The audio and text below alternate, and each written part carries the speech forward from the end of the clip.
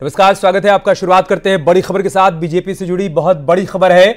आज शाम 6 बजे बीजेपी की पहली लिस्ट आएगी।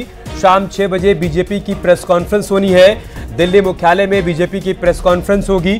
पहली लिस्ट में 100 से ज्यादा नामों का ऐलान हो सकता है। पहली लिस्ट में पीएम मोदी का नाम भी संभव है। पहली लिस्ट में बड़े नेताओं का नाम संभव है। यूपी की भी कई सीटों के उम्मीदवार घोषित हो सकते हैं। शाम 6 बजे तक इंतजार करना होगा कि यानी 30 मिनट बाद तस्वीर साफ हो जाएगी। 2 दिन पहले जो चिंतन मंथन किया गया, उस मंथन से जो बड़े नाम निकलकर सामने आए हैं, वो 6 बजे हम सबके सामने होंगे जब बीजेपी की पहली लिस्ट जारी की जाएगी। बीजेपी हेडक्वार्टर में प्रेस कॉन्फ्रेंस होगी और इस प्रेस कॉन्फ्रेंस में बताया जाएगा कि पहली सूची में किन किन प्रत्याशियों के नाम हैं। सोर्सेस के हवाले से जो जानकारी मिली है, पहली लिस्ट में बड़े चेहरों को शामिल किया गया है। प्रधानमंत्री मोदी का भी नाम संभव है। इसके अलावा कई और बड़े नेताओं के नाम संभव हैं। यूपी की भी कई सीटों के उम्मीदवार घोषित किए जा सकते हैं। खासतौर से वाराणसी से एक बार फिर से प्रधानमंत्री मोदी चुनावी मैदान में उतर सकते हैं। राजनाथ सिंह लखनऊ से चुनावी ताल ठोक सकते हैं एक बार फिर से। तो वहीं कई ऐसे नाम हैं जिन नामों को लेकर चर्चा चल रही कि एक बार फिर से पार्टी उसी सीट से उनको चुनावी मैदान में उतार सकती है।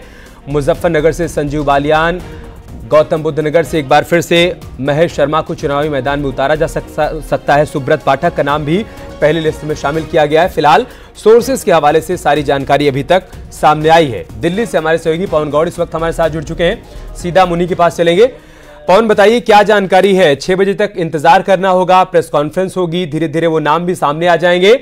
लेकिन सोर्सेज ये बता रहे हैं कि आज बड़े नामों की घोषणा की जा सकती है और इन बड़े नामों में प्रधानमंत्री मोदी का नाम भी हो सकता है, रक्षा मंत्री राजनाथ सिंह का भी नाम हो सकता है। देखिए, अब से थोड़ी देर के बाद में तकरीबन 6 बजे बीजेपी अपनी पहली लिस्ट की घोषणा कर सकती है। जैसे कि हम लगातार अपने दर्शकों को बता रहे हैं कि पहली लिस्ट में जो है वो 125 से 150 नाम शामिल हैं।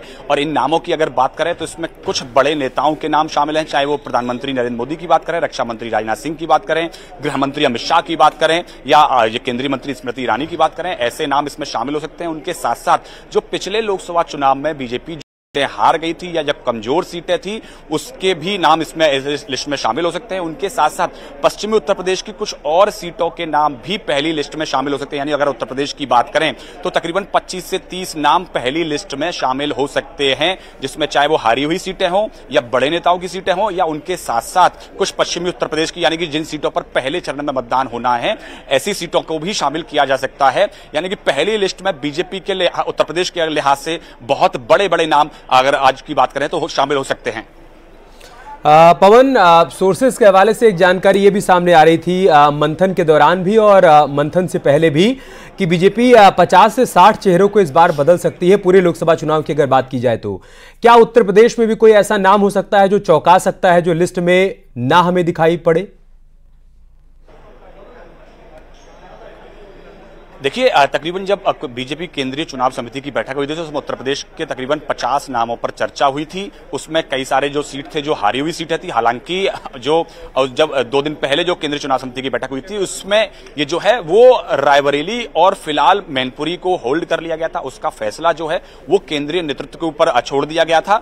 उसके साथ साथ अगर क्योंकि उसी कंडीशन में क्या होगा कि रायबरेली से कौन उम्मीदवार होता है उसको बीजेपी के नेतृत्व देख के फैसला लेगी। उसके साथ साथ कुछ जो हारी हुई सीटें हैं उन पर बीजेपी जीत दर्ज करना चाहेगी। चूंकि उत्तर प्रदेश से बीजेपी चाहेगी कि 80 में से 80 सीट जीतने का लक्ष्य अपने लिए रखा है, तो ज्यादा से ज्यादा सीटें बीजेपी जीत जाए। अभी उसके पास में 66 सीटें उत्तर प्रदेश से हैं, तो ऐसे में बीजेपी ज्यादा से ज्यादा सीट जीतना चाहेगी और भरपूर कोशिश करेगी कि किसी भी तरीके से वो बीजेपी ज्यादा से ज्यादा सीटें जीते। इसलिए आपने देखा होगा कि अंबेडकर नगर सीट जो पिछले लोकसभा चुनाव में बीजेपी हार गई थी, उसके जो वर्तमान मौजूदा सांसद थे रितेश पांडे, उनको बीजेपी में शामिल कराया गया और संभवतः उनको टिकट भी दिया जाएगा। तो ऐसे में ऐसे कई सारे नाम और बड़े चेहरे बीजेपी की लिस्ट में आपको देखने को मिल सकते हैं। चूंकि बीजेपी चाहती है, अपने लिए 370 सीट जीतने का लक्ष्य रखा है और एनडीए के लिए 400 पार का नारा दिया है।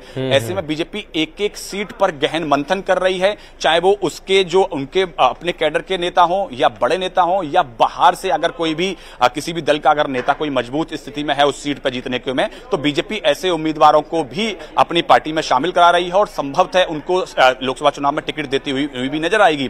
तो ऐसे में बीजेपी की रणनीति एकदम स्पष्ट है, उनको लोकसभा चुनाव में हर सीट पर जीत चाहिए। सिर्फ जो कैंडिडेट का क्राइटेरिया है वो विनेबिलिटी है, यानी कि जीत की संभावना, और दूसरी बाकी सब चीजें सेकंड नंबर पे हैं। सबसे ज्यादा जो जरूरी है वो जीत की संभावना किस कैंडिडेट की कितनी है, वही आधार बनाकर बीजेपी ने पहली और आखिरी शर्त यही है कि जीत दर्ज करनी है, और इसीलिए उस चेहरे को उतारा जाएगा जो पहली और आखिरी दोनों ही शर्तों पर खरा उतरे। गोरखपुर से रामगोपाल भी हमारे साथ जुड़ चुके हैं। रामगोपाल, आज सीएम योगी भी गोरखपुर में मौजूद हैं और वहां के सांसद भी वहीं पर मौजूद है, रवि किशन, और आज पहली लिस्ट भी आने वाली है। वहां पर कैसी हलचल आप देख पा रहे हैं? बिल्कुल, मुख्यमंत्री योगी आदित्यनाथ ने तो आज मंच से रवि किशन का एक तरीके से ऐलान ही कर दिया कि यही टिकट पाएंगे, क्योंकि मंच से उन्होंने जनता से कहा कि आप इनको पहचानते हो, तो जनता ने कहा हाँ पहचानते हैं, तो कहा इनका साथ दोगे, तो वह जनता की तरफ से जवाब आया हाँ साथ देंगे। तो एक तरीके से ये इशारा, साफ इशारा था कि रवि किशन का नाम जो है वो पहली लिस्ट में आ रहा है, क्योंकि मुख्यमंत्री ने जनता से समर्थन मांग लिया है। और गोरखपुर की अगर हम हलचल की बात करें तो सिर्फ गोरखपुर, चूंकि मुख्यमंत्री यहाँ पे मौजूद हैं, तो अगल बगल के जो सांसद हैं वो भी उनसे मिलने की कोशिश में है, और कुशीनगर के जो सांसद हैं जिनका ये माना जा रहा था कि उनका टिकट कट सकता है, लेकिन चूंकि आरपीएन सिंह को भारतीय जनता पार्टी ने राज्यसभा भेज दिया है, तो अब एक बार फिर से वो टिकट की रेस में आ गए हैं। तो वो भी आज मुख्यमंत्री योगी आदित्यनाथ से मिलने के लिए मंच पे पहुंच गए थे और उनके उन्होंने मुलाकात की है। इसी तरीके से और मंडल के जो और सांसद हैं, बस्ती मंडल के और सांसद हैं, वो भी मुख्यमंत्री से मिलने की कोशिश में है कि जो टिकट है, टिकट में उनका नाम है कि नहीं है, वो नाम पक्का है कि नहीं। तो इस तरीके की बातें सांसद जानना चाह रहे हैं, साथ में समझना चाह रहे हैं। पूर्वांचल की अगर हम बात करें तो पूर्वांचल में मुख्यमंत्री योगी आदित्यनाथ कि हर सीट पे पैनी नजर है, और तभी वो पिछले दिनों जो गोरखपुर मंडल की गोरखपुर क्लस्टर बैठक हुई उस पे भी उनकी नज़र थी, और गोरखपुर क्लस्टर की बैठक में हर सांसद का एक रिपोर्ट कार्ड लिया गया कि कौन सा सांसद की क्या रिपोर्ट कार्ड है और कितने जमीनी स्तर पे उन्होंने काम किया है, केंद्र और प्रदेश सरकार के द्वारा जो योजनाएं चलाई गई हैं उसका कितना लाभ आम लोगों को मिला है।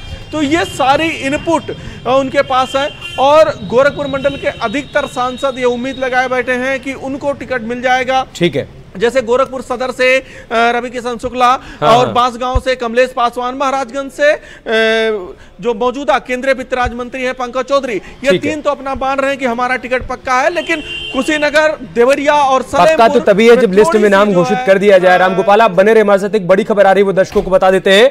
बीजेपी की यूपी के सहयोगी दलों के साथ बैठक को लेकर अपडेट आया है। शाम 7 बजे सहयोगी दलों के साथ बैठक होनी है।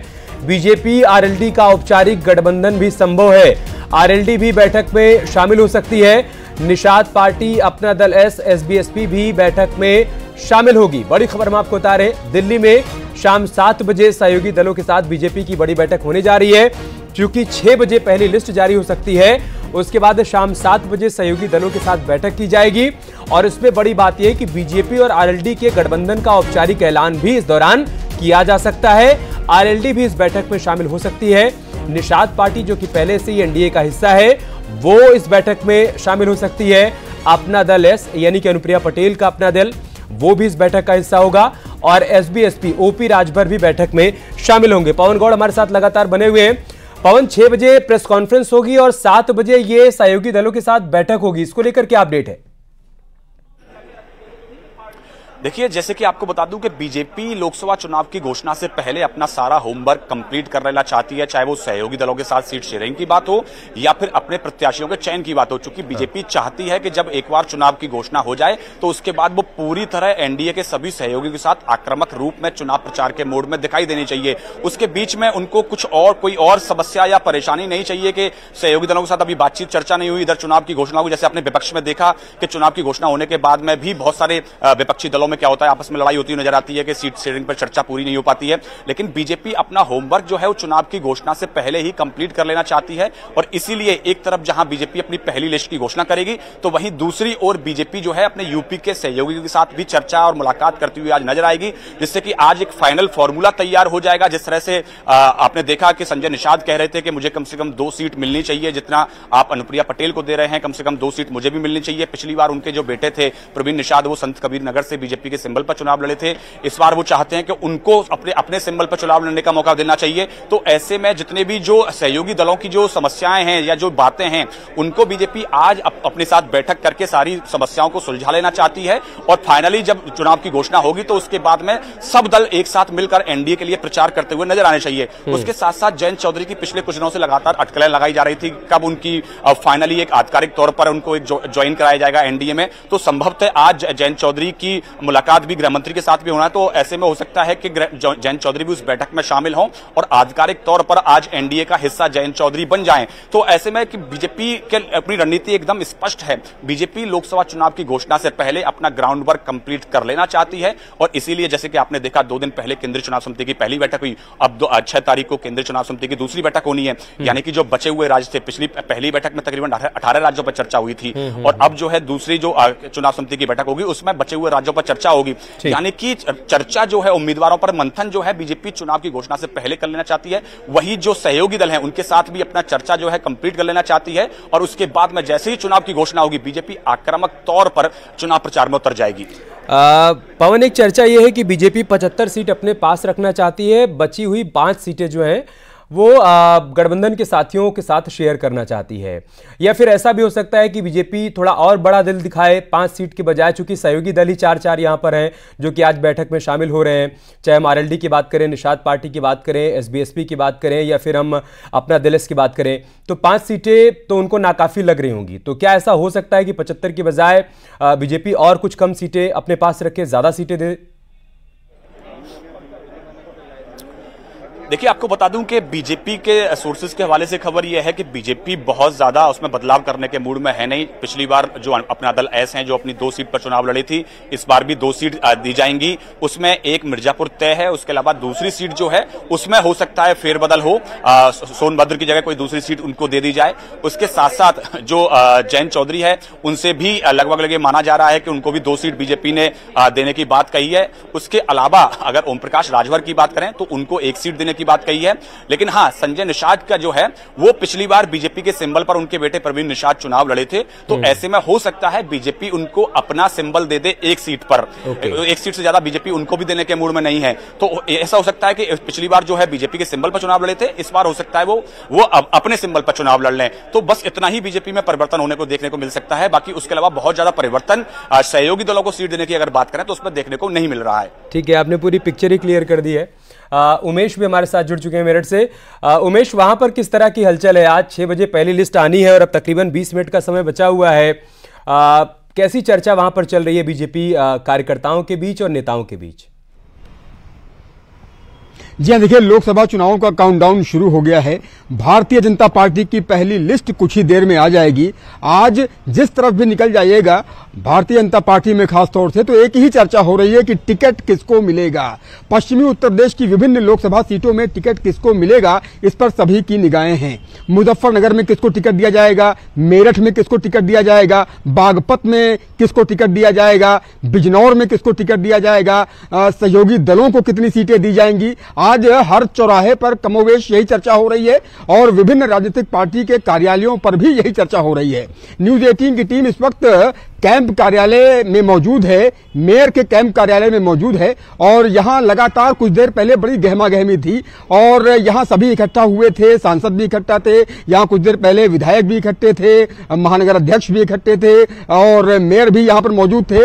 और चर्चा का केंद्र बिंदु यही है कि सीट किसको मिलेगी और टिकट का दावेदार कौन कौन है, कौन कौन टिकट के दावेदार हैं, इस पर चर्चा हो रही है। अलग अलग जुबान पर अलग अलग नाम है, अलग अलग वर्गों में अलग अलग नाम है।